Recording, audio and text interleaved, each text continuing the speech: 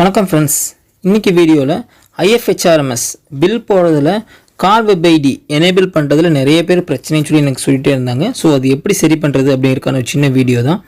இப்போ நம்ம வந்து IFHRMSல தான் சேலரி போடுறோம். சேலரி போடும்போது அது பிரிண்ட் அவுட் எடுக்கிறதுக்கு நம்ம என்ன பண்ணணும் அப்படின்னா, ப்ரொமோட் பண்ணும்போது எல்லாமே எக்ஸலுக்கு வரணும். அந்த எக்ஸலுக்கு கால் வெப் ஐடி வந்து எனேபிள் பண்ணால் மட்டும்தான் இந்த சைட்லேருந்து நம்மளுக்கு IFHRMSலேருந்து நம்ம வந்து எக்ஸல் எடுக்க முடியும். ஸோ அதுக்கு என்ன பண்ணணும் அப்படின்னு பார்க்கலாம்.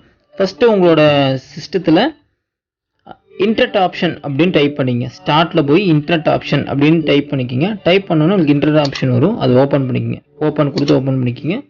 இல்லை டபுள் கிளிக் கொடுத்து நீங்கள் ஓப்பன் பண்ணிக்கலாம். ஸோ நான் ஓப்பன் கொடுத்து ஓப்பன் பண்ணுறேன். ஓப்பன் பண்ணோன்னா உங்களுக்கு ஒரு பாப்அப் வரும். அந்த பாப்அப்பில் நிறைய ஆப்ஷன்ஸ் இருக்கும். அதில் செகண்ட் டேப்பில் பாருங்கள், செக்யூரிட்டின்னு ஒரு ஆப்ஷன் இருக்கும். அதை கிளிக் பண்ணிக்கிங்க.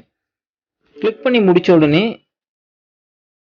உங்களுக்கு என்ன வரும் அப்படின்னா, இங்கே கஸ்டம் லெவல்னு ஒரு ஆப்ஷன் இருக்குது பாருங்கள், அதை கிளிக் பண்ணிடுங்க. கிளிக் பண்ண இதில் வந்து ஸ்கிரிப்ட்னு நிறைய ஆப்ஷன் இருக்கும். அந்த ஸ்கிரிப்ட்னு இருக்கிற எல்லாத்தையுமே நீங்கள் எனேபிள் பண்ணணும். ஒரு 4-5 எண்ணம் இருக்கும் ஸ்கிரிப்டுங்கிற இதுக்கு கீழே. எல்லாத்தையும் நீங்கள் எனேபிள் பண்ணுங்கள். எனேபிள் பண்ணிடுங்க. பாருங்கள், ஸ்கிரிப்ட் நான் கண்டுபிடிச்சிட்டேன். எல்லாத்தையும் என்ன பண்ணுங்கள், ஸ்கிரிப்டிங் பாருங்கள், கீழே இருக்கிற எல்லாத்தையும் எனேபிள் பண்ணிடுங்க. டிசேபிள் இருக்கும் சிலதெல்லாம், எல்லாத்தையும் எனேபிள் கொடுத்துருங்க. ஸோ இதுதான் ரொம்ப ரொம்ப முக்கியமான ஒர்க்கு. இது பண்ணால் மட்டும்தான் நடக்கும். ஸோ கொடுத்துட்டு ஓகே அப்படின்னு கொடுத்துருங்க. எல்லாமே எனேபிள் இருக்கான்னு பார்த்துட்டு ஓகே கொடுத்துருங்க. கொடுத்து முடிச்சோன்னா இதில் ஆப்ஷன்ஸ் முடிஞ்சிடும். அடுத்து நம்ம என்ன பண்ணணும் அப்படின்னா, எஸ்கேக்கும் கொடுத்துட்டு ஓகே கொடுத்துருக்கு. இங்கே பாருங்கள், இங்கே ஒரு இடத்துல எனேபிள் ப்ரொடக்ட்னு ஒரு ஆப்ஷன் இருக்குது பார்த்தீங்களா, அதை டிக் பண்ணியிருக்கோம். அதை அன்டிக் பண்ணி விட்ருங்க.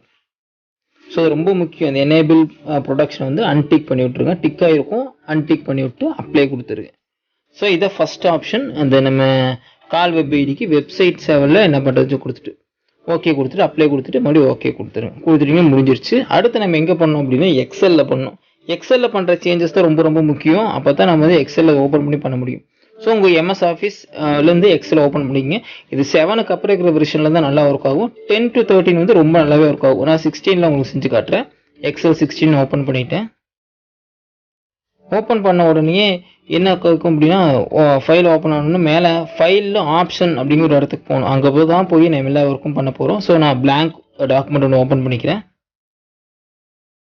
ஓப்பன் பண்ண மேலே ஃபைல் இருக்குது. ஃபைலை கிளிக் பண்ணுறேன். கீழே ஆப்ஷன்ஸ்னு ஒரு ஆப்ஷன் இருக்கும். அந்த ஆப்ஷனை கிளிக் பண்ணுறேன். கிளிக் பண்ணி முடிச்சோன்னா உங்களுக்கு ஒரு பாப்அப் ஓப்பன் ஆகும். இதில் ட்ரஸ்ட் சென்டர் அப்படின்னு ஒன்று இருக்குது பாருங்கள், கடைசியாக ஆப்ஷன் ட்ரஸ்ட் சென்டர். இதில் தான் நீங்கள் எல்லா ஒர்க்குமே பண்ண போகிறீங்க. ஸோ ட்ரஸ்ட் சென்டர் கிளிக் பண்ணுங்கள். இதுலேயும் அதே போல் தான், எல்லாத்தையும் எனேபிள் பண்ணிங்கன்னா போதும். ஸோ ட்ரஸ்ட் சென்டர் கிளிக் பண்ணோன்னா இங்கே ட்ரஸ்ட் சென்டர் செட்டிங்ஸ்னு ஒரு ஆப்ஷன் இருக்குது. அதை கிளிக் பண்ணுங்கள். கிளிக் பண்ணி முடிச்சோடனே ஃபஸ்ட்டு மெசேஜ் பார்னு இருக்கும். அதில் வந்து மேலே ஷோ, கீழே வந்து டிக் மார்க், இது ரெண்டு இருக்கான்னு பார்த்துங்க. சில சமயம் நெவர் ஷோன்னு இருக்கும். அதை ஷோ கொண்டு வந்துடுங்க. டிக் மார்க் இல்லைன்னா டிக் மார்க் போட்டு விட்டுருங்க. ஸோ ஃபஸ்ட் ஆப்ஷன் முடிஞ்சு.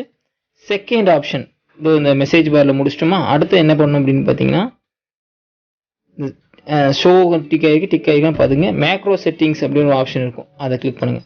இதுலேயே வந்து பார்த்தீங்கன்னா டிசேபிள் இருக்கும். அதில் எனேபிள் ஆல் அப்படின்னு எல்லாத்தையும் கொடுத்துருங்க. எனேபிள் ஆல் அப்படிங்கிறத டிக் பண்ணிடுங்க. ஸோ எனேபிள் ஆளுங்க டிக் பண்ணிட்டீங்கன்னா மேக்ரோ செட்டிங்கில் வேலை முடிஞ்சு.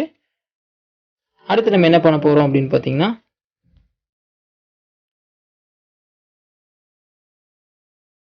ட்ரஸ்டட் டாக்குமெண்ட்ஸ் அப்படின்னு இருக்கும். அதுலேயும் வந்து பார்த்தீங்கன்னா அலோ அப்படின்னு கொடுத்துருங்க. ஸோ இது வந்து டிசேபிள் இருக்கும். அதுலேயும் எனேபிள் பண்ணும்.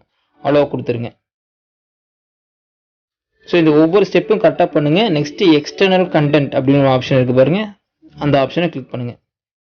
கிளிக் பண்ணி முடிச்சு இதுலேயும் எல்லாத்தையும் என்ன பண்ணணும் அப்படின்னா எனேபிள் பண்ணணும். சில இது ப்ராம்ப்ட்னு இருக்கும். ப்ராம்ப்ட் இருந்தால் கூட பரவாயில்ல, பட் எனேபிள் பண்ணிட்டீங்கன்னா நல்லா பக்காவாக ஒர்க் ஆகும். ஸோ நீங்கள் என்ன பண்ணுங்கள், எல்லாத்துலேயுமே எனேபிள் அப்படிங்கிற ஆப்ஷனை கொண்டு போயிருங்க. ஃபஸ்ட்டில் இருக்கும் எனேபிளுங்கிற ஆப்ஷன், எல்லாத்தையும் எனேபிள் பண்ணிடுங்க. நெக்ஸ்ட்டு ப்ரைவசி அப்படிங்கிற ஆப்ஷன் இருக்கும். அதில் வந்து பார்த்தீங்கன்னா வியூ டயக்னோசிஸ் டேட்டா அப்படின்னு ஆப்ஷன். இது வந்து 10க்கு அப்புறம் எல்லாத்துலேயும் ஆட்டோமேட்டிக்காக 13, 16லாம் பார்த்தீங்கன்னா என்ன இருக்குன்னா, ஆட்டோமேட்டிக்காக டேர்ன் ஆன் இருக்கும். இங்கே பார்த்தீங்கன்னா டேர்ன் ஆன் ஒரு ஆப்ஷன் இருக்கும்.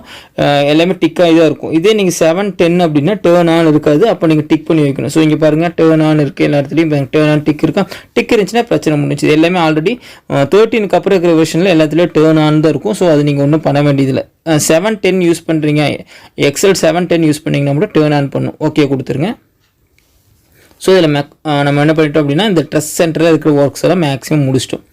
முக்கியமாக நம்ம பார்க்க வேண்டியது என்ன அப்படின்னு பார்த்தீங்கன்னா அந்த மெசேஜ் பார். அந்த மெசேஜ் பாரில் தான் ரொம்ப ரொம்ப முக்கியமான ஒர்க் இருக்குது. அந்த மெசேஜ் பார் இருக்கான்னு பார்த்துக்குங்க.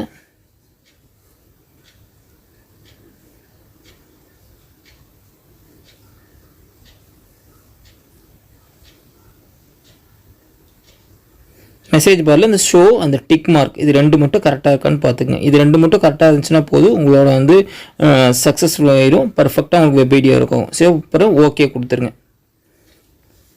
ஓகே கொடுத்துட்டிங்க அப்படின்னா நம்ம இந்த எக்ஸலில் பண்ணுறது எல்லாமே முடிஞ்சிருச்சு.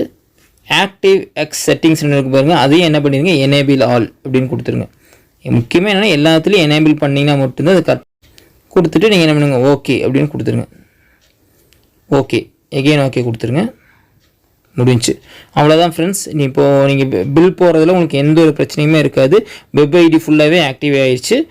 கால் வெப் ஐடி வந்து உங்களுக்கு ஒரு பிரச்சனையாகவே இருக்காது. ரொம்ப எளிமையாக உங்களால் என்ன பண்ண முடியும், பில் எடுத்துட முடியும். இதை வந்து உங்கள் ஃப்ரெண்ட்ஸுக்கும் ஷேர் பண்ணுங்கள். உங்களுக்கு எதில் டவுட் இருந்தாலும் கீழே கமெண்ட் பண்ணுங்கள். தேங்க்யூ ஃபார் வாட்சிங் மை வீடியோ. தேங்க்யூ.